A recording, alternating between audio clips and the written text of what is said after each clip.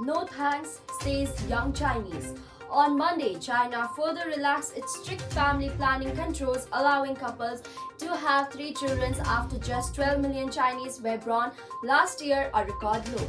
China wants its women to have more children, but for many young people, the government's big promises of support mean a little because of soaring living costs and changing mindset about the families.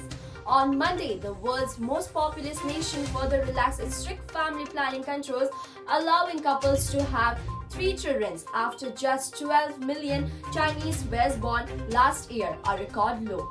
But high cost, limited space, and social norms shaped by decades of limits on the family size will impede efforts to boost Chinese 1.41 billion population, experts warn.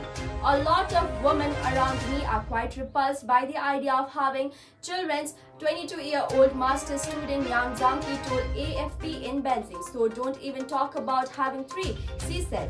In 2016, China relaxed its one-child policy, one of the world's strictest family planning regulation, allowing couples to have 2 children as concerns mounted over an aging workforce and economic stagnations. The latest easing is part of an increasingly desperate effort to steer a demographic boom before China's remarkable growth story is bogged down by the healthcare and pension bills for hundreds of millions of elderly. For the country's communist leader to be successful, it will have to pursue people like Yang Shangyi, a 29-year-old father of 2, to have one more child. As he visited a Beijing toy store with his family, Yang said 2 young sons were already more than enough in the competitive squeeze of China's capital. We don't have that much money and there's not enough space at home. So I don't think there's any reason to have a 3rd child, he told AFP. When our 2nd child was born, there was suddenly only half of everything, and where we could originally give each child 100%, we can now only give 50% of them. Experts saying changing socio-economic conditions, including the intense educational investment families make in their children and women wanting more, says in their careers and family lives, mean the government will need to do more than simply easing the rules.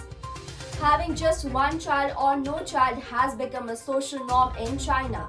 Yu Fangxi, a scientist at the University of Wisconsin-Madison, told AFP. China's fertility rate stands at 1.3, below the level needed to maintain a stable population, according to the National Bureau of Statistics.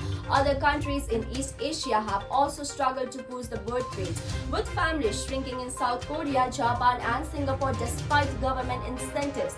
Why I said the relaxed birth policy was too late and too little, and China's best hope was to model its policy after Japan, for example, providing free childcare, free education, housing subsidies for young couples.